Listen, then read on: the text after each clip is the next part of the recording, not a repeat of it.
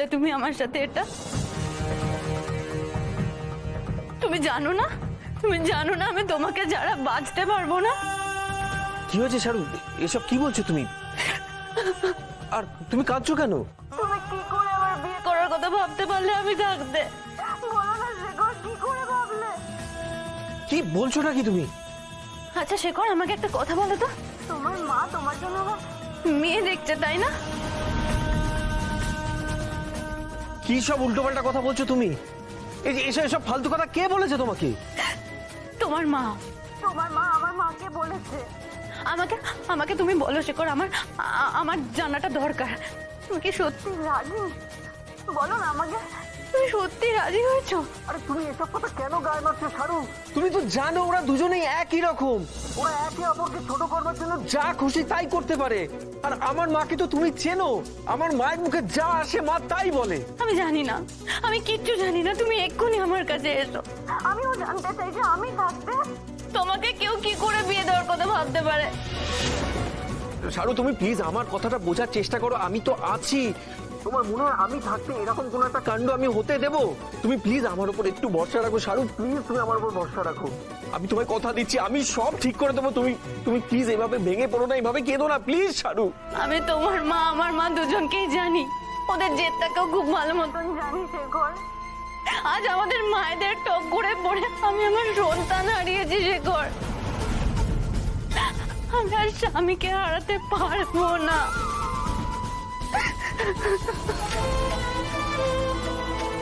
তোমাকে হারানোর ভয়, এই কষ্ট আমি আর সত্যি নিতে পারছি না।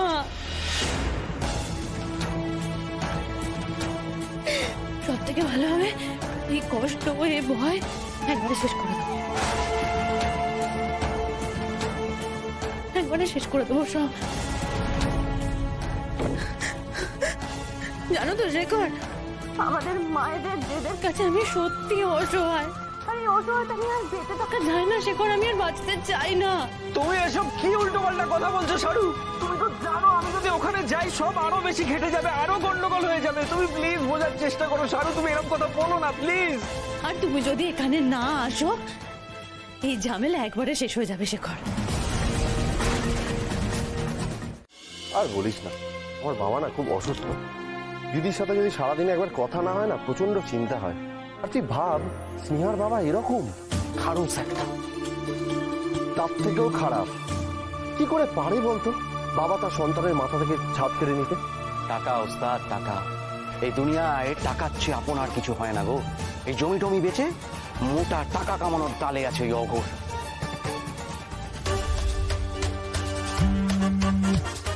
ফোনটা কেন ধরছে না রাজা? এই জন্যই তো বলেছিল বিদ্যাসাগর টাকা মাটি, রামমোহন বলেছিল টাকা মাটি, মাটি টাকা। আরে কি সব বলে যাচ্ছিস তুই? এনারা এইসব বলেছিল?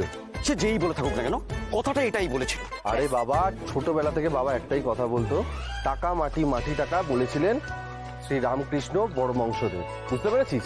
বাবা ওস্তাদ, এটা তোমার কমন পড়ে গেছে বলে তাই। এক চড় মারবো ফালতু কথা বললে।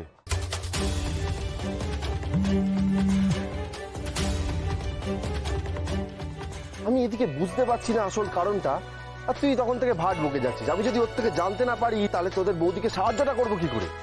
পয়েন্ট, ঠিক বলেছ। এই তত চলো ওস্তাদ।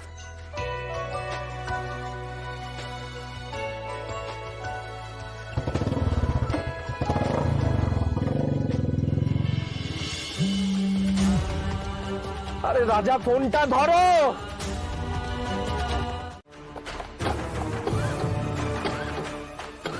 আরে ভগবান,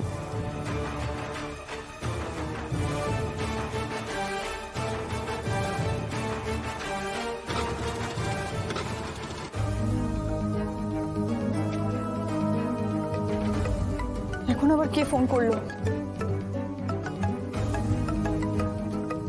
শেখরদা? হ্যাঁ শেখরদা। স্নেহা, স্নেহা আমার কথা শোন। শেখরদা আমি কাছাকাছি চলে এসেছি, আমি পৌঁছেই ফোন করছি, তুমি চিন্তা করো না। হ্যাঁ স্নেহা, এখন আমি কি করি? বৌদিকে একটা ফোন করি।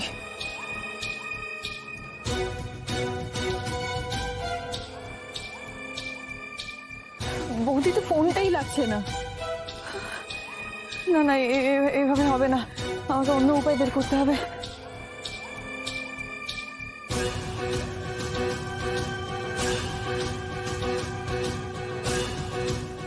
ধুর বাবা,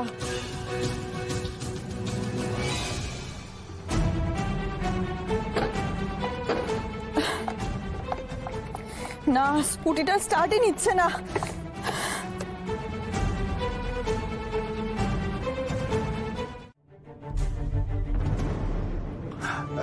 বলছি যে আপনি জামানতের জন্য কিছু এনেছেন?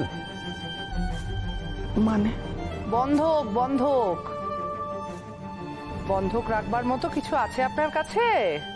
যেমন ধরুন জমির কাগজ, বাড়ির দলিল, সোনার গয়না, মানে যেটার দাম ঠিক ততটাই হবে যতটা আপনি ধার নিতে চান, আপনার প্রয়োজন, সেরকম কিছু আছে?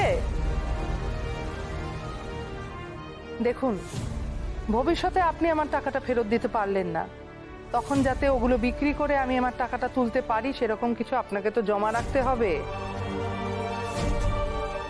আছে?